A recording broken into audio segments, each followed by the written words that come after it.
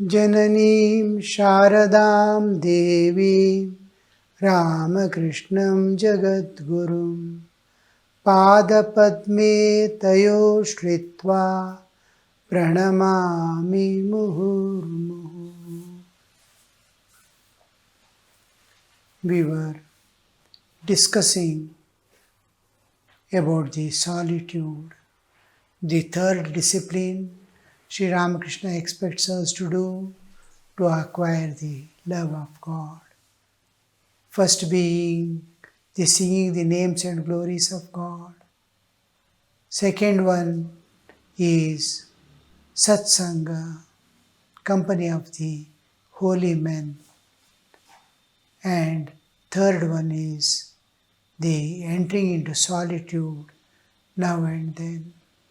By entering into solitude, we saw in the earlier class that our introspective vision becomes clear and we try to change our mode of existence, mode of being from myself living for myself, selfish living, living for myself, self-centered living.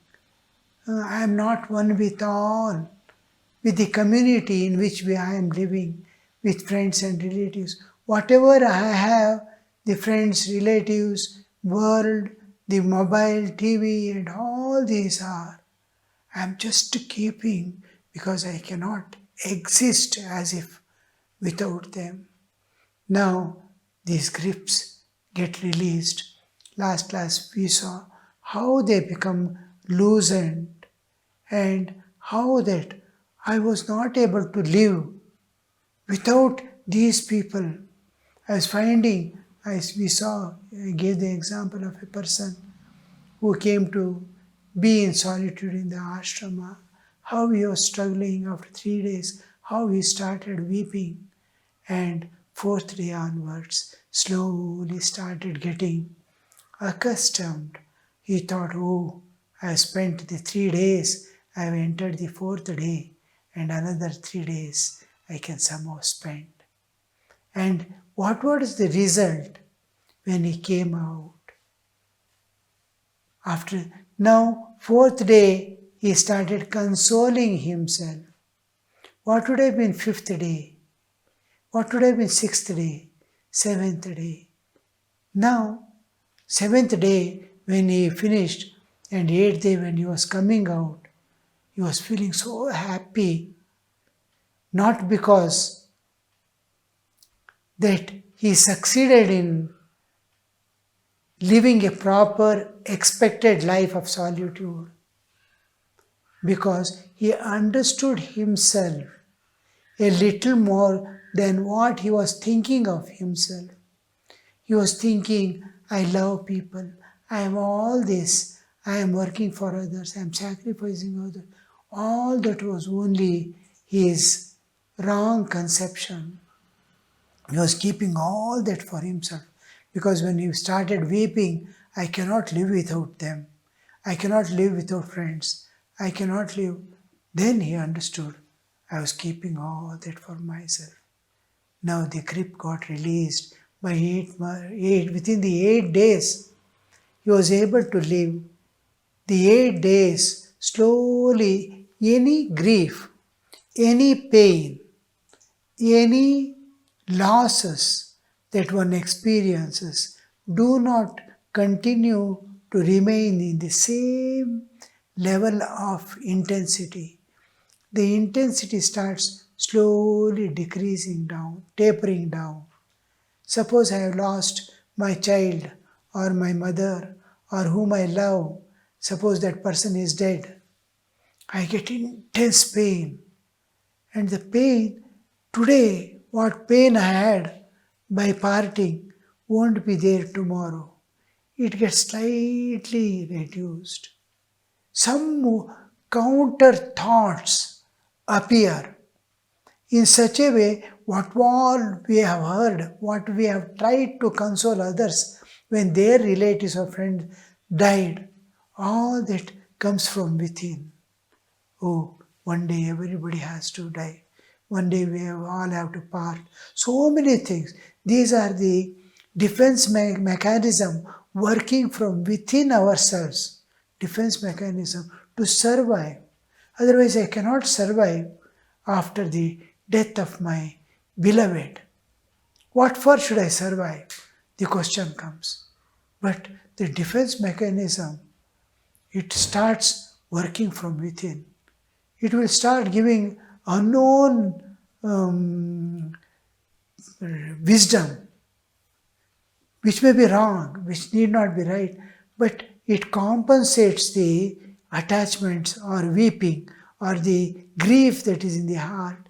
And slowly you see, day by day, how much day and night a person was weeping.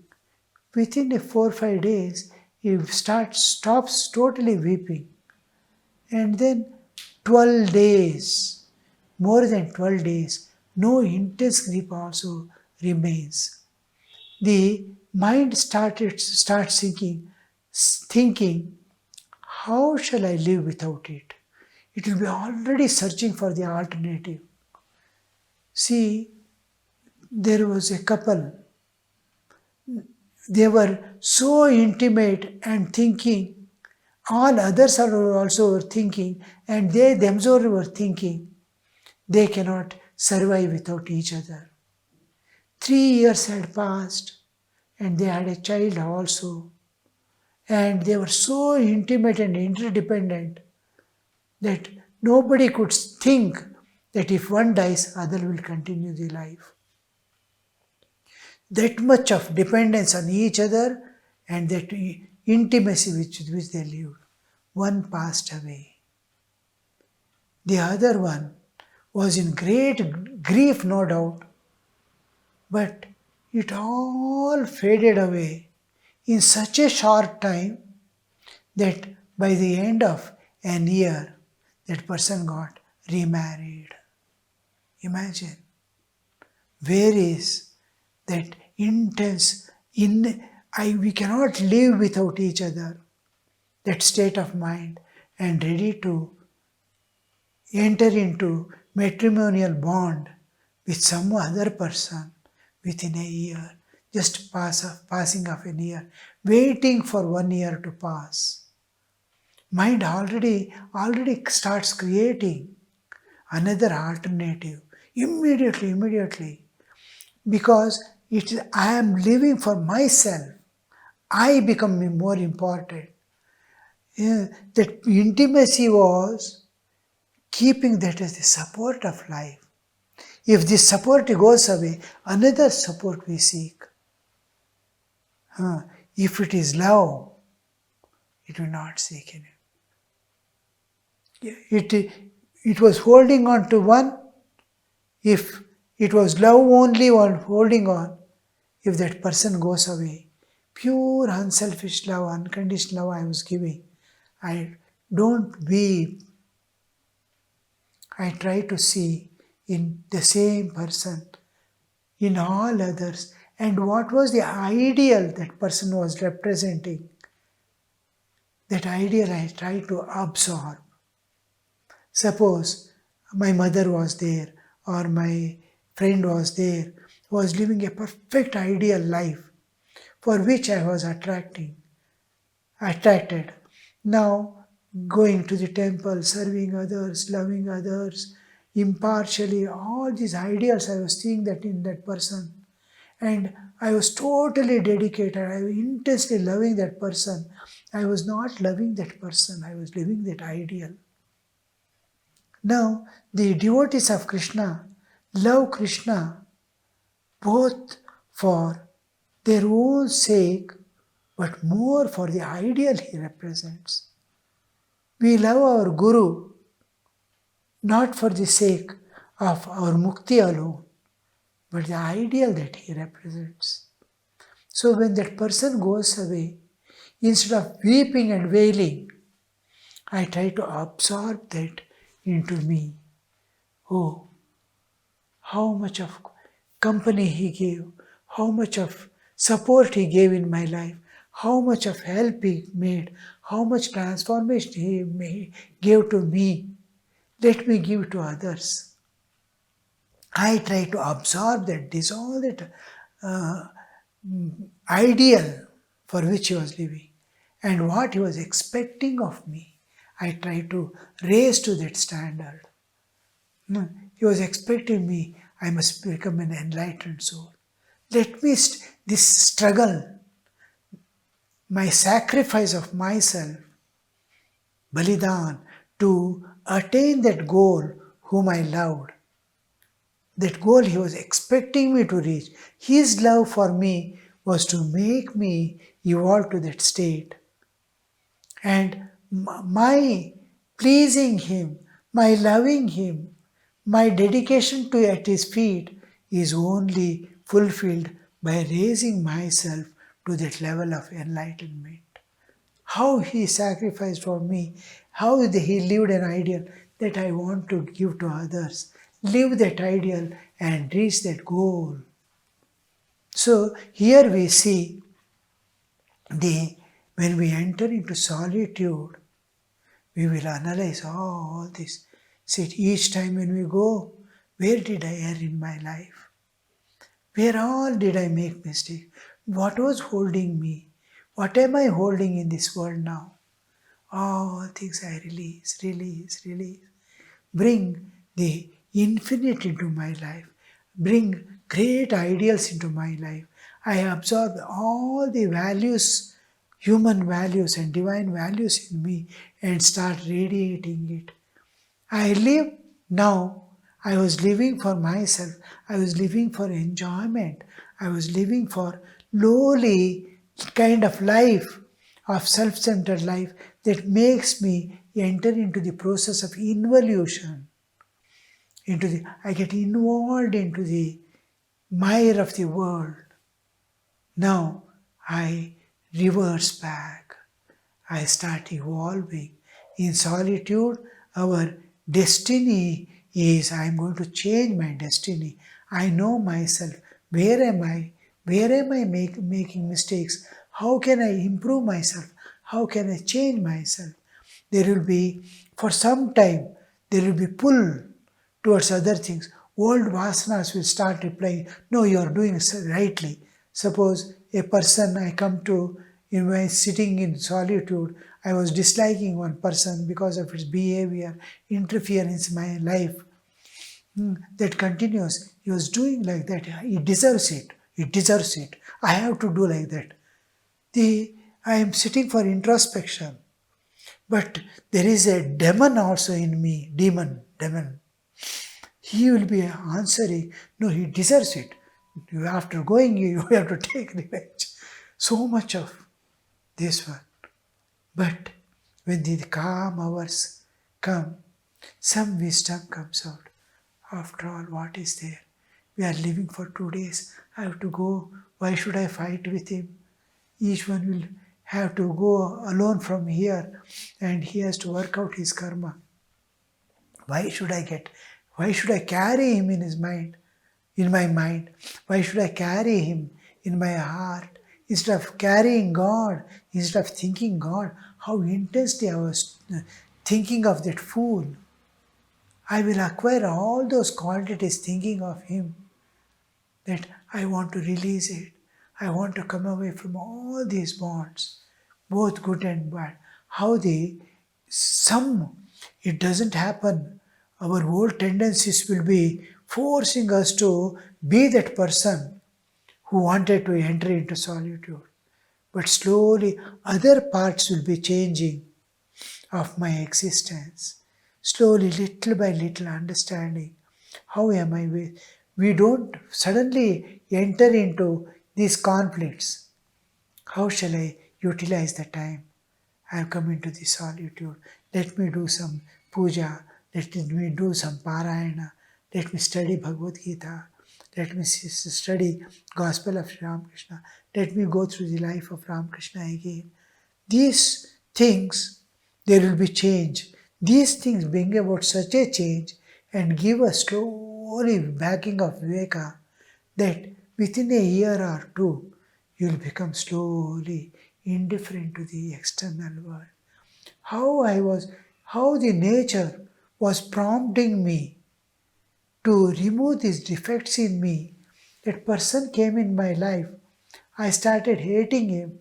That person was brought to my life, whom I hated because of his behavior.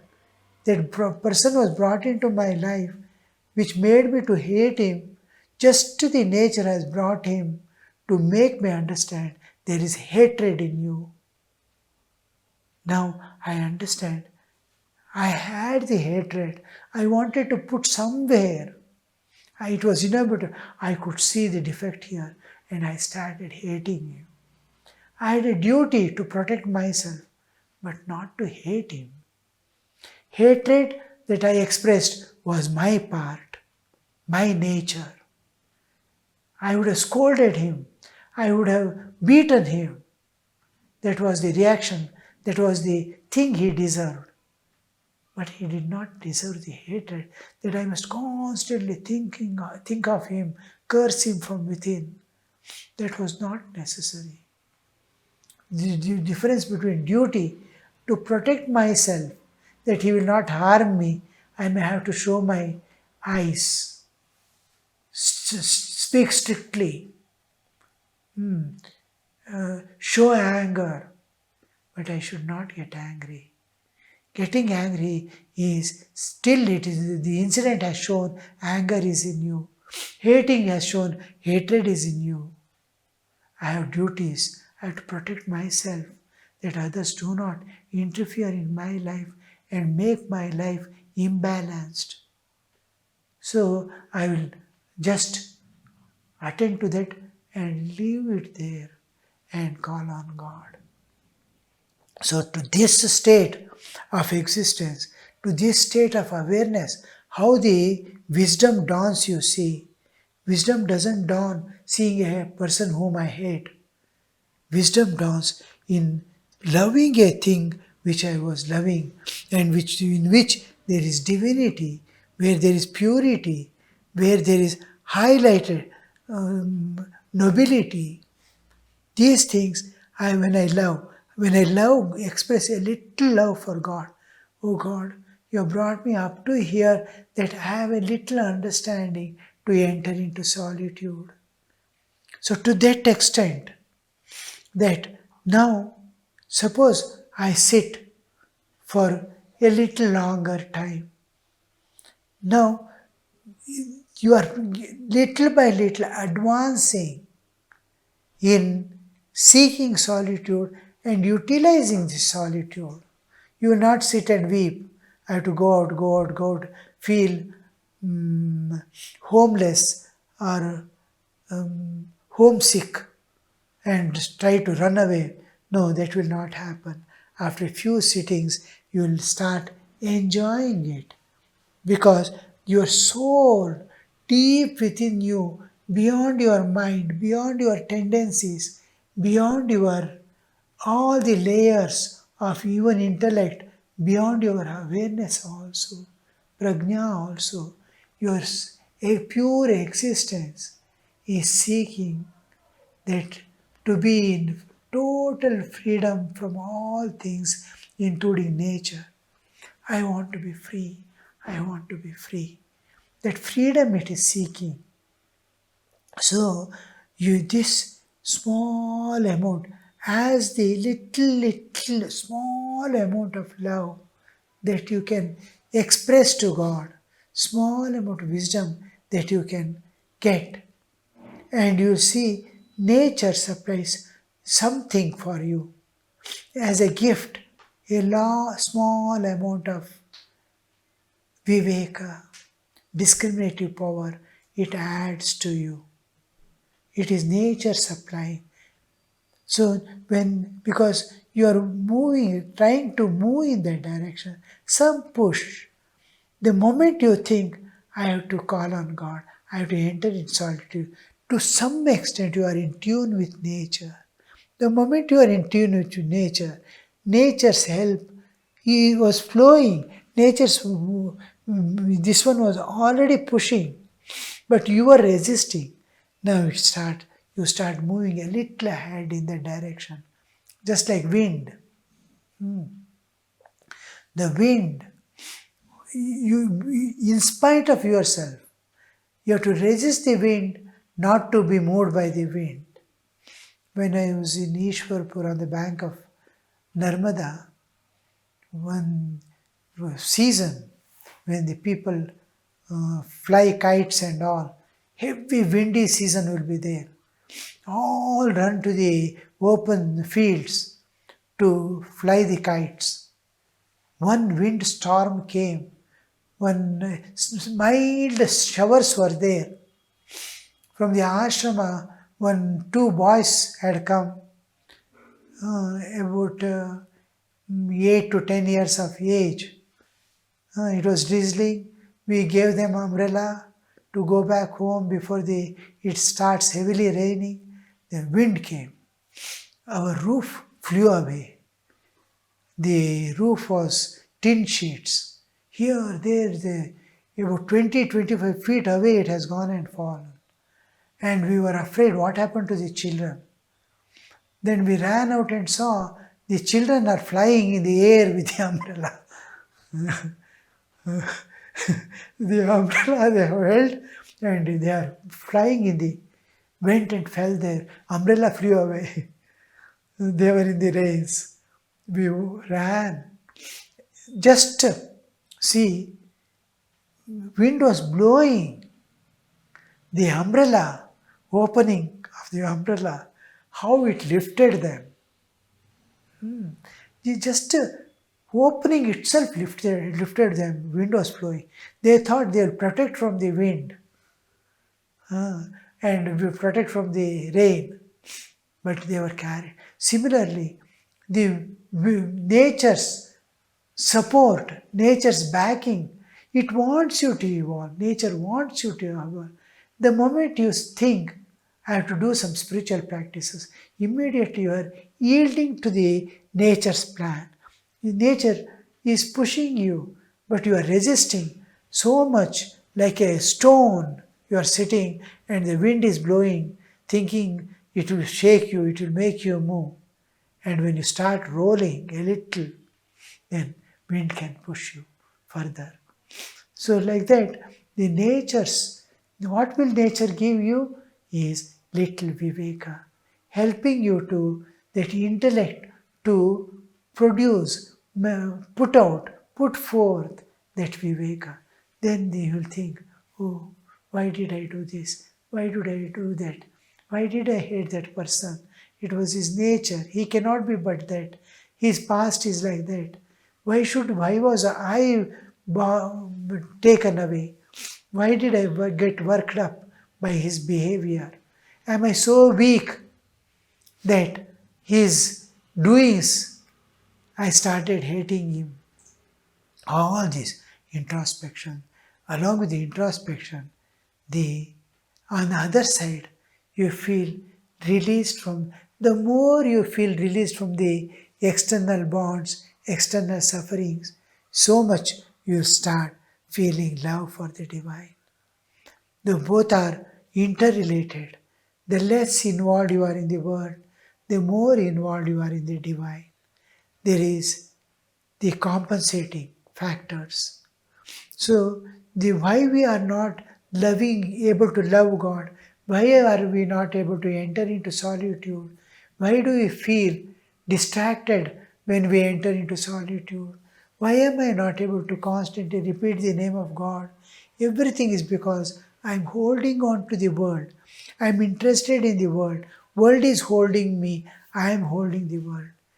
The more you release the grip of the world, the natural tendency of your soul is to take freedom.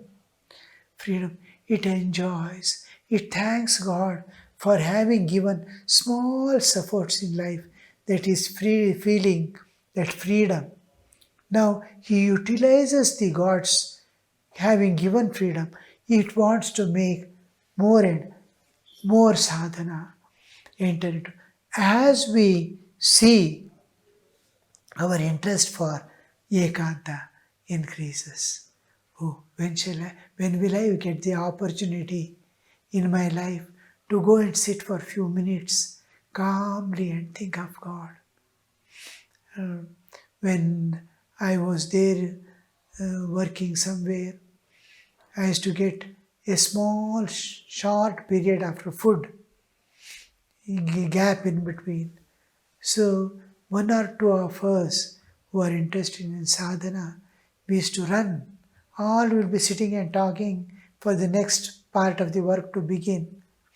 But we, three, four, few of us who had same kind of thinking, will run to a temple nearby and then sit there. Our food is over, main, this one is over. Now, calmly, the temple used to be, nobody used to be there. Even the temple is closed, but the premises you enter and the whole thing is calm. Your mind also, all work, duties, responsibilities, it will drop away. And then that about 40-45 minutes it will be give, totally awake to the divine. See the important thing. Awake to the divine. When you enter into solitude, if you are awake to the divine and close to the world, world is not flashing in your mind. World is not popping up in your mind. It is open to the divine. Like you are in a dungeon, dark and place, and you come out and expose yourself to the sunshine. Like that exposure, then you know what is ekanta. The bliss and peace of God flows over you and you feel totally relieved of all. You become fearless. Oh, here is the support. Here is the place where I can unburden all my pains and difficulties, unburden all my strains and stretches of life. And all this, you will get a clear cut path by which you can go. Of course, it takes certain longer period. Say it may take an year, two. Small breaks. Once in a month. There was one doctor, Dr. Da in Bengal, associated with our mission, Ramakrishna Mutt.